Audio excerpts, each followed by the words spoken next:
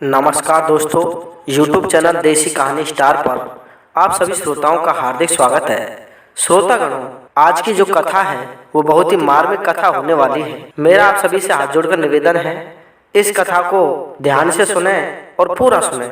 एक समय की बात है, भगवान शिव शंकर और माता पार्वती कैलाशों में विचरण कर रहे होते हैं। तभी भगवान शिव शंकर को एक भयानक बीमारी लग जाती है, जिसे हम कोढ़ कहते हैं। भगवान शिव शंकर के शरीर पर कोढ़ फूट जाता है, सारी काया खराब होने लगती है। तो माता पार्वती शिव शंकर भगवान से कहने लगती हैं कि सुनो महाराज, अयोध्या के राजा मानदाता बहुत ही शक्तिशाली हैं, तीनों लोकों के विजेता हैं, सारे संसार में उनकी ख्याति फैली हुई है। वो ही आपके इस कोढ़ को दूर कर सकते हैं। क्यों ना हमें अयोध्या के राजा मानदाता के पास में जाना चाहिए। माता पार्वती और शिव शंकर भगवान एक संत और जोगन का रूप रख करके और मानदाता के बागों में पहुंच जाते हैं। बागों में पहुंचने पर मानदाता का जो सूखा हुआ बाग था वो एकदम से हरा भरा हो जाता है। सारे वृक्षों पर फूल आने लगते हैं, सारे वृक्ष छोटे छोटे फल देने लगते हैं। इन्हें देख करके माली एकदम से प्रसन्न हुआ और दौड़ा हुआ राजा मानदाता के पास में पहुंचा और कहने लगा कि सुनो महाराज, आपके बागों में दो संत पधारे हैं, एक संत है और एक जोगिन है। उनके आते ही आपके बाग बगीचे फूलों से और फलों से लद चुके हैं। मानदाता कहने लगे कि हे मालिक, क्यों झूठ बोलते हो? अभी ना कोई बरसात का मौसम है, ना कोई ऐसी ऋतु आई है जिससे हमारे बागों में फूल फल आने लगे। ऐसा तो हो ही नहीं सकता। मालिक कहने लगा कि महाराज, मैं आपसे झूठ नहीं बोलता, आप साथ में चल कर के देखिए कि वास्तव में आपके बागों में फूल और फल लदे हुए हैं। माली की बातों को सुनकर के मानदाता माली के साथ में अपने बागों में पहुंचता है तो देखता है कि सारे बाग बगीचे पेड़ पौधे फूलों और फलों से लदे हुए हैं। तभी मानदाता उस संत और जोगन के चरणों में पड़ जाता है और कहने लगता है कि सुनो महाराज, आप हमारे नगर में चलिए और वहां जाकर के आप भोजन ग्रहण करिए। तभी भगवान शिव शंकर कहने लगते हैं जो संत के रूप में थे कि सुनो राजन, हम आपके महलों में नहीं जाएंगे, हमारे शरीर पर कोढ़ फैला हुआ है, पहले आप हमारे इस कोढ़ को सही करो, उसके बाद में हम आपके घर पर चल करके भोजन करेंगे। प्रिय सज्जनों, मानदाता कहने लगा कि सुनो संत देव, मैं मेरे पूरे राज्य और राज्य में जितना भी धन रुपया पैसा है वो सारा आपके इस रोग पर खर्च कर दूंगा। बताइए मुझे क्या करना होगा कि आपका रोग ठीक हो जाए। संत कहने लगे कि हे राजन, ये रोग ऐसा है जो धन से कभी भी सही नहीं होने वाला है। इसके लिए तो आपको आपके पुत्र का शीश काट करके हमारे खून के छींटे देने पड़ेंगे।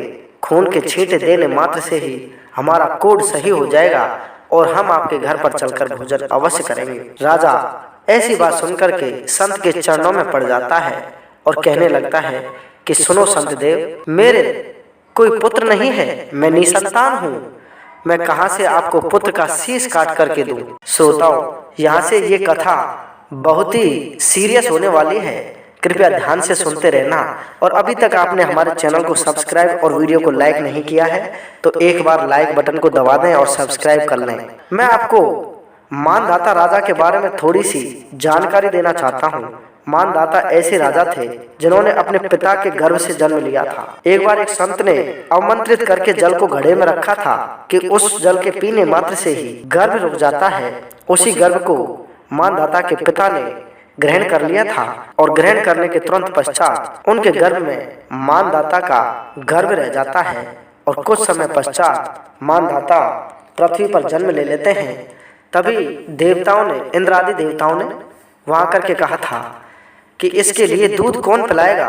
तो देवराज इंद्र ने स्वयं आकर के मानदाता के मुंह में अपनी छोटी उंगली डाल दी थी और मानदाता उस उंगली को चूस करके तुरंत ही 12 वर्ष के जितने बड़े हुए और युवावस्था में पहुंचते पहुंचते उसने पूरी पृथ्वी पर अपना आधिपत्य जमा लिया था और इंद्र के स्वर्ग लोक को जीतने के लिए उतारू हो चुके थे। इतने महान और बलशाली योद्धा थे मानदाता राजा, जो इक्ष्वाकु वंश में अयोध्या नगरी में राज करते थे। श्रोताओं, मानदाता के सामने बड़ी चुनौती थी कि मेरे कोई पुत्र नहीं है, मैं कहां से आपको पुत्र का शीश काट करके दूं। तभी संत के पास में जो जोगिन बैठी हुई थी, जो माता पार्वती के रूप में थी, वो बोली कि सुनो मानधाता, आपकी रानी के गर्भ में 7 महीने का पुत्र है।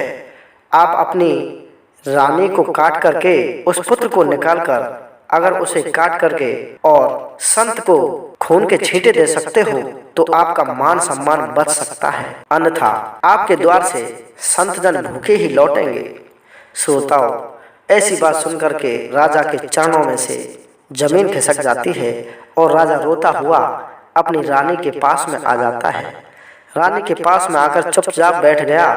रानी ने राजा की दशा देखी तो कहने लगी कि सुनो महाराज, ऐसा क्या हुआ है जो आप चुपचाप बैठे हो।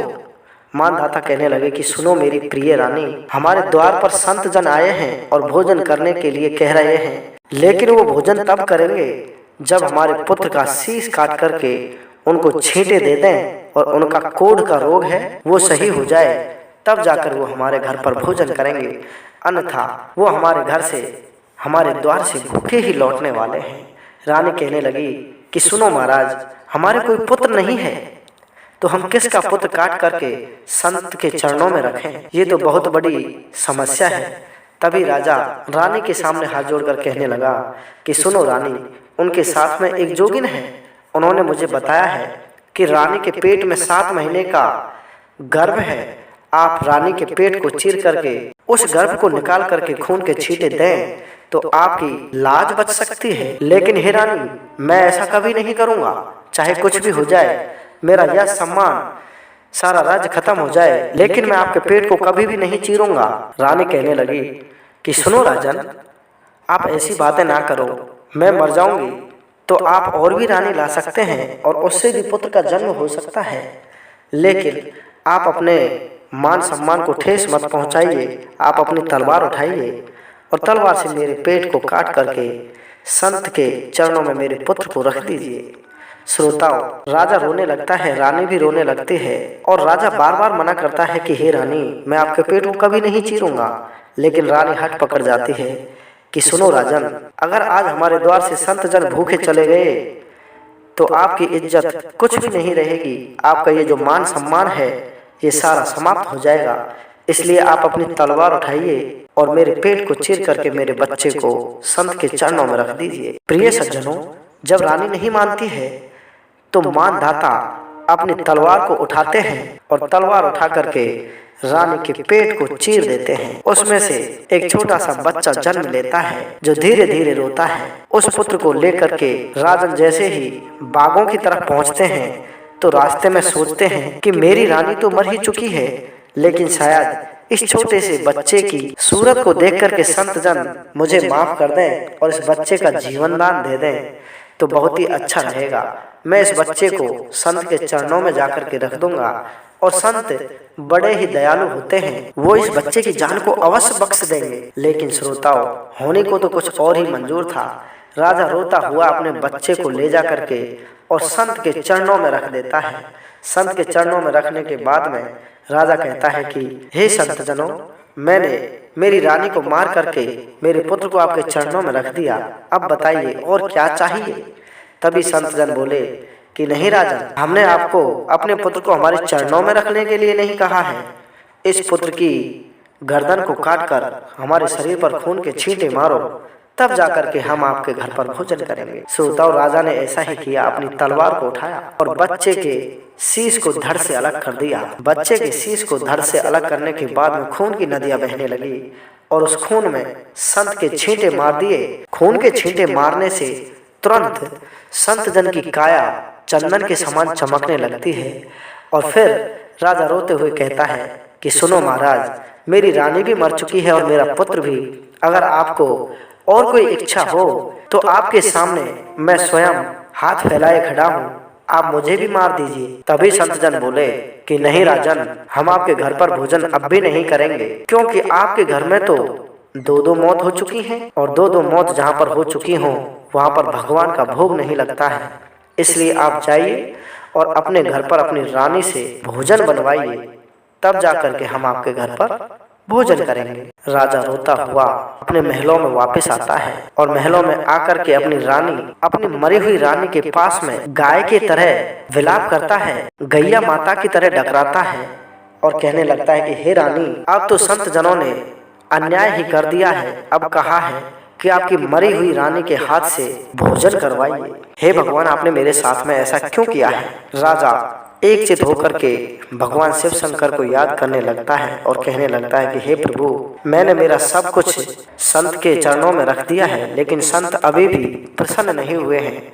अब आप ही आइए और हमारी रक्षा कीजिए। इतनी घोर याचना करने के पश्चात भगवान का सिंहासन हिल जाता है और भगवान स्वयं उन बागों में से खड़े होकर के माता पार्वती सहित राजा के सामने प्रकट हो जाते हैं।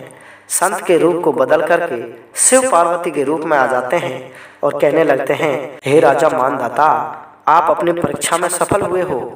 आपने अपने पुत्र और अपनी पत्नी को संतों की सेवा में समर्पित कर दिया, इसलिए हम आपसे प्रसन्न हुए हैं। अब आप खड़े हो जाइए, अब आपको रोने की जरूरत नहीं है। जैसे ही राजा ने ऐसी बात सुनी तो ऊपर की तरफ अपनी गर्दन को किया तो देखा कि रानी मानधाता के पास में जीवित खड़ी है और सामने ही 7 महीने का एक छोटा सा पुत्र खेल रहा है। भगवान शिव शंकर की ऐसी लीला को देख करके मानधाता बड़े प्रसन्न हुए और उनके चरणों में जा पड़े। तभी भगवान शिव शंकर ने कहा कि सुनो राजन, आपको क्या वरदान चाहिए? हम आपकी इस परीक्षा से प्रसन्न हुए। आप जो भी वरदान मांगना चाहते हो आप हमसे अभी की अभी मांग सकते हो। तब श्रोताओं, मानधाता ने एक ही वरदान मांगा है कि हे भगवान, जैसी परीक्षा आपने मेरी ली है, आप कभी भी किसी भक्त की मत लेना, वरना कोई भक्त बेचारा आप पर से विश्वास करना छोड़ देगा, क्योंकि इतनी कठोर परीक्षा में कोई भक्त सहज ही सफल नहीं हो पाता है। इसलिए हे प्रभु, जैसी परीक्षा आपने मेरी ली है ऐसी किसी और की मत लेना।